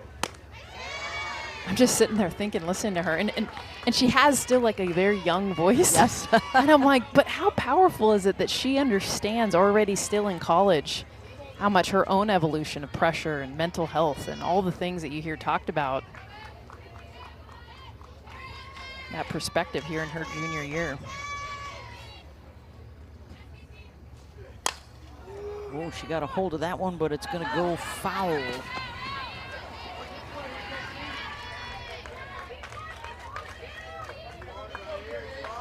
Just a little in front of that. You can just see the power, though, you guys. I mean, that swing looked like a 50% swing. It did, yeah. It just clears out and left. 16 home runs as a freshman, 11 last year. Had 1 last weekend. Goes the opposite way and over the head of Johnson, who initially came charging in. The throw to the plate high, and Fry slides under it, and it's 3-2. Beecham the RBI double. And this is where we see now so many defensive positions change. Alana Johnson out in right field, and you see the sunglasses on, but watch her first step. It's not going to be back. This ball is hit hard over her head. First step is in, actually 2 steps in. That's all it took. If you take where she started to where the ball ended up, if she had just reacted, stayed still, drop step back, that would have been a catch. But again, trying to read the ball early here in the season, did not start in right field. And for Beecham, you give her all the credit. It's a hard hit ball. Now Florida State just 1 run away from tying this thing. Started with the error to the number 9 batter, and Fry comes all the way around to score, and now the number 4 hitter, Shelby McKenzie, will have a chance to tie it or take the lead here with 2 outs in the top of the 6th. The response for the Seminoles after Texas Tech scored 3 in the bottom of the 5th.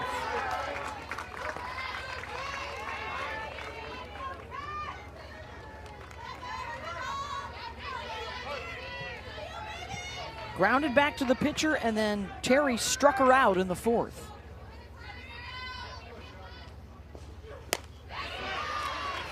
Caitlin gets a swing and miss there. A little more fire behind KT there in the circle. Thought she was out of the inning with that last pitch. Now kicking it up another couple miles an hour.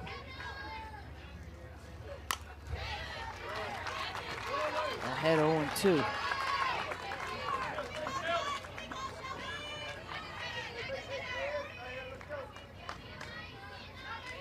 Beecham tying run at second. Florida State riding with their rookies. Anna Hind has already driven in a run. Can Shelby McKenzie get one here for this freshman class? Or for these newcomers to the lineup, I should say.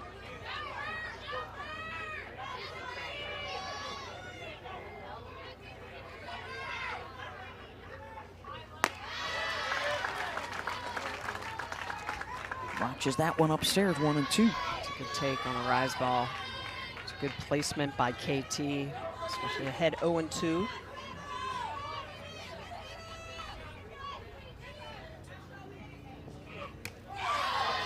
Two and two.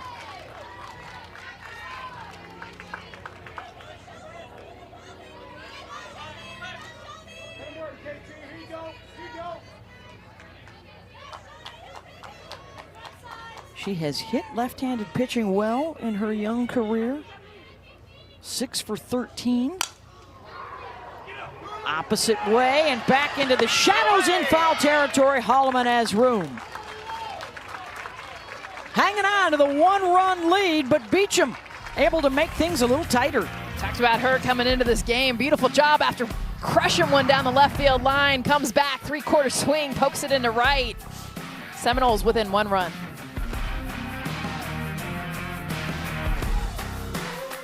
Top 10 showdown heading to the bottom of the 6th.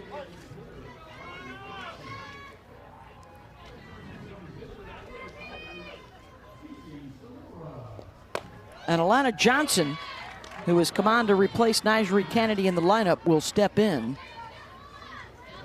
Bottom of the order here.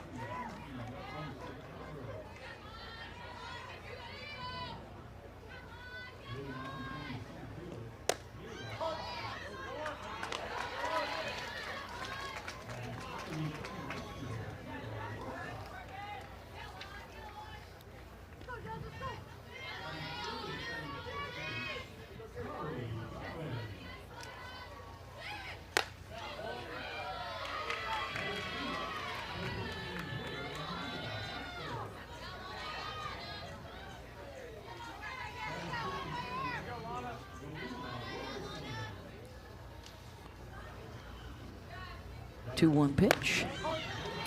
2-2.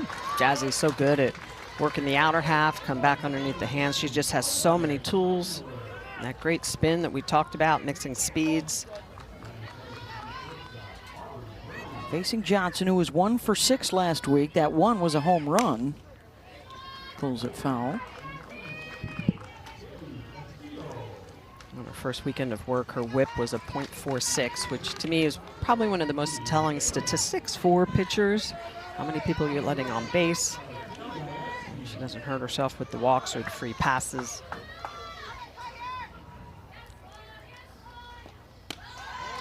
And a full count.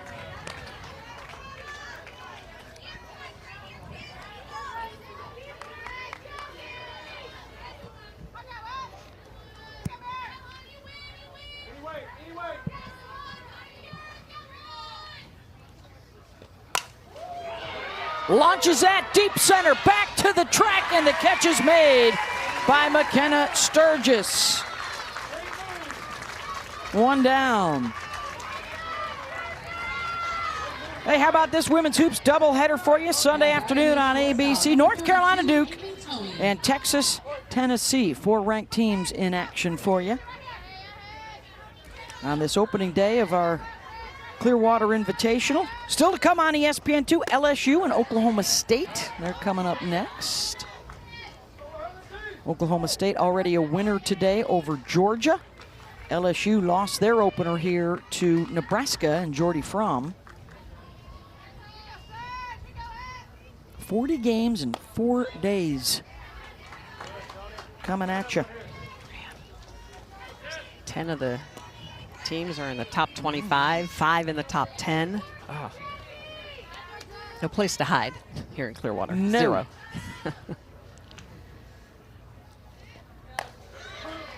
Well, I give credit for the teams that say yes.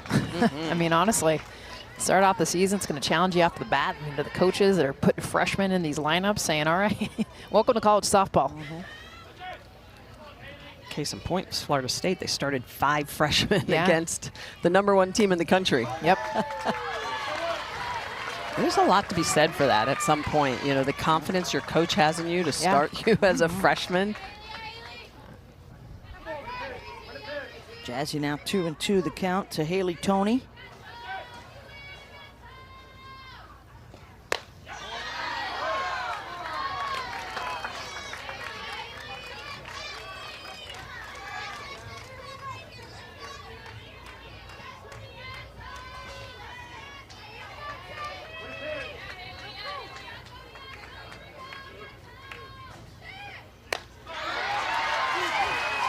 Called strike 3, 2 down. Great pitch on the outer half. The way this pitch is going to wiggle a little bit. It's got that outward rotation. Really good job of framing that. Screwball just has that great rotation. You could really see the tight spin on it.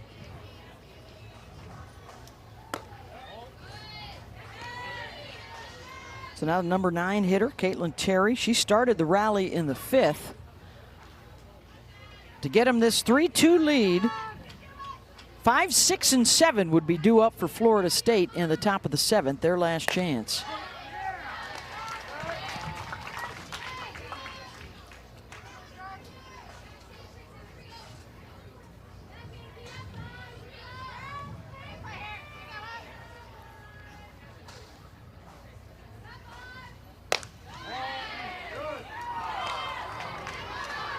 Anna Hine behind the dish doing a really good job of really pulling pitches, popping them. And those are balls, but she's making them look like strikes, presenting it. Just a freshman.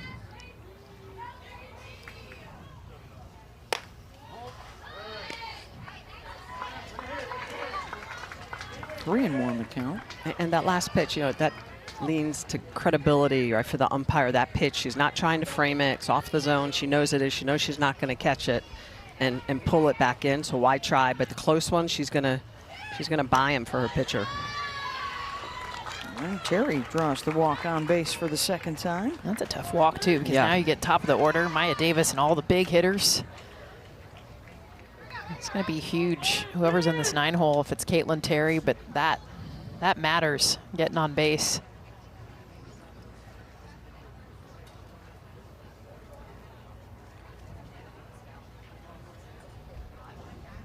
I count 6 walks now for Florida State pitchers today. So far, only one of those has come in to score. Looks like Lauren Allred will be the base runner down at first. Maya Davis, RBI single in the 5th. Pinch running for Texas Tech at first base, number 11, Lauren Allred. And now batting the center fielder, Maya Davis.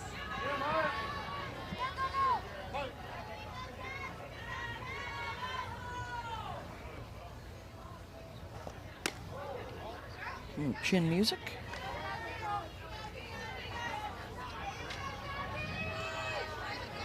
Maya Davis does such a great job of going opposite field. That's why you see Franchik trying to come inside there.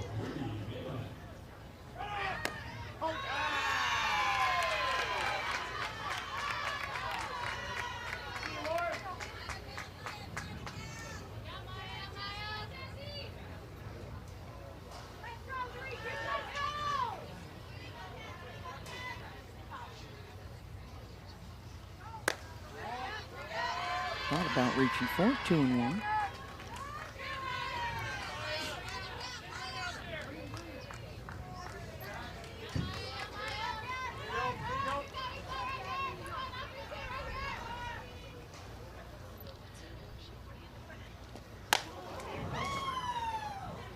Another one high and tight to Maya.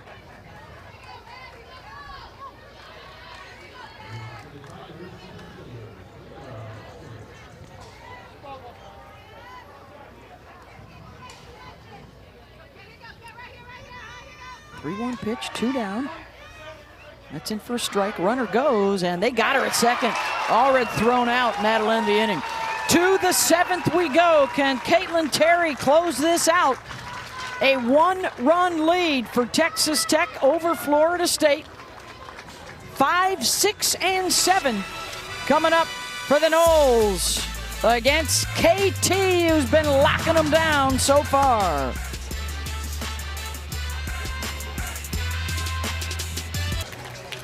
Got a couple of games going on right now. Field 8 on your left, Field 9 on your right. Ruby Malin is back out there. Oklahoma State and LSU just getting underway. That is the next game coming up on our air on ESPN2, currently on ESPNU. And on the left side of your screen, top 7.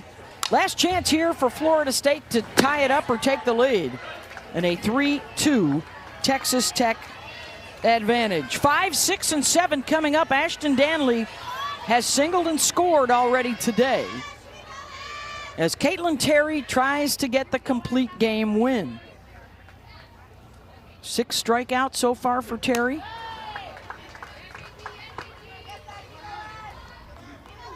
Has given up just the 3 hits, 1 earned run. Yeah, no free passes. You know me, I've already got, I always have to interject that.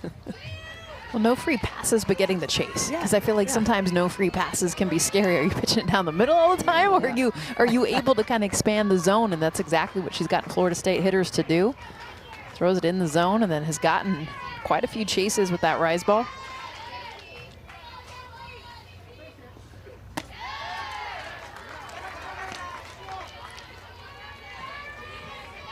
Eight outs in the air, and you know that's again that rise ball pitcher might not get the swing and miss always or the strikeout. Or just the fact she's getting a complete game, Smitty. Yeah. Huge. Right field can't even get a complete game. Exactly. And then she started off the inning where they put a 3 spot up with a double. I mean, that was huge. So she starts off the 5th with a double, and somebody's going to hear it from all the right fielders out there. Seen 4 different left fielders. Nobody else getting a complete game today. Danley rips one to short. Tony with the backhand. Not in time. And the tying run is aboard.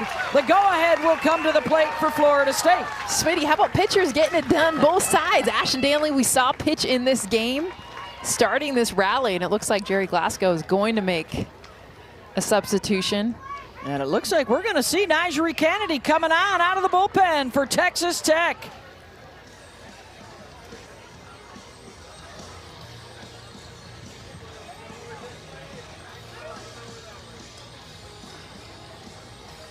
So clearly part of the plan. Yeah. Caitlin Terry gets that first out. She stays in. Yep. And I like that he gave her the ball going into the 7th inning. Chance, I think she deserved it. So here comes the two-time National Pitcher of the Year. Nigeri Kennedy coming on to try and close this thing out.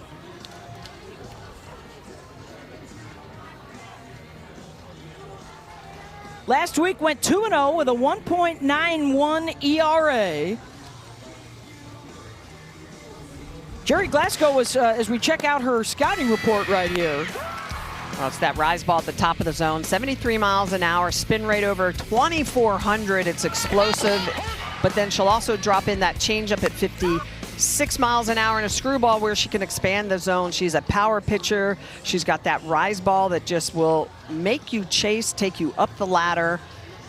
And it's the ability to expand the zone. And when she does that, she is off the charts. Well, and the big thing, your note there, third, the screwball and curveball. She's always been vertical. She's been a vertical pitcher, going rise, added a drop at times, but really being able to go left to right. Curveball specifically, you guys, because when you see spin, you want to lay off of it with her, but now that curveball will stay in the strike zone. First base is number 55, Caitlin Terry. So this is her first relief appearance this season. She has been the player of the year. She's been the pitcher of the year. A two-time first-team All-American. She threw in the championship series, almost was able to run through and throw every pitch in Oklahoma City for Texas Tech. And she will step onto that pitching rubber with the tying run at first, the go-ahead run coming up. And what a moment for freshman Anna Hind. 3 freshmen in a row. Hind, Griggs, and Sturgis. Can they get it done against Kennedy? After Danley leads off with a single and chases Caitlin Terry. Hind, too high. 1 down.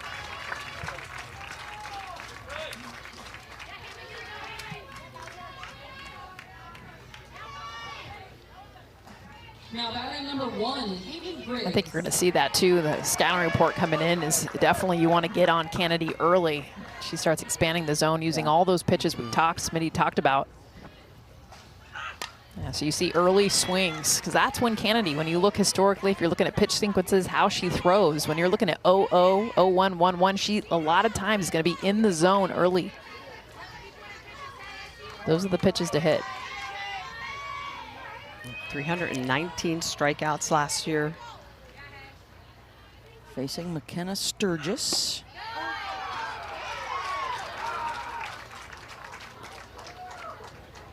Yeah, Kennedy was second in the country in strikeouts, second in ERA, first in wins. And in her career, nearly 50% of her outs have been strikeouts.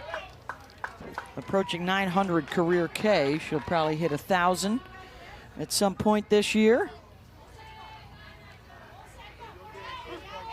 So Griggs down 0-2.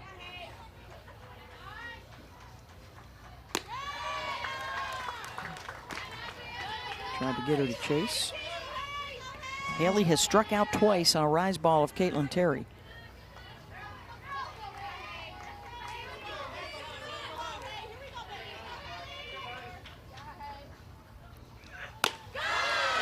It's a nice hold. Especially because it was back-to-back, what looked like an off-rise and then a rise ball. Yeah, so we just saw 66 on the gun there, which, by the way, is way lower than what Nigeri Kennedy can normally hit, 73 to 74 on that pitch. A lot of rest and recovery in the offseason for Nyjah, just starting her build-up towards the season after the holidays. And Coach Glasgow, he said that. He said, we're probably not going to see our best version of Nyjah until mid-March. And he was okay with that. He was like, we wanted her to be rested because we want her stronger in May and June than she was last year. A little different when you pick up an All-American like Caitlin Terry that can start a game like this, so you can rest Nyjah Kennedy.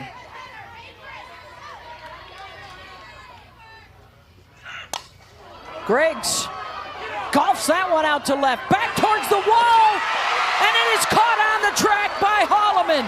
And they're going to get a double play to end the game.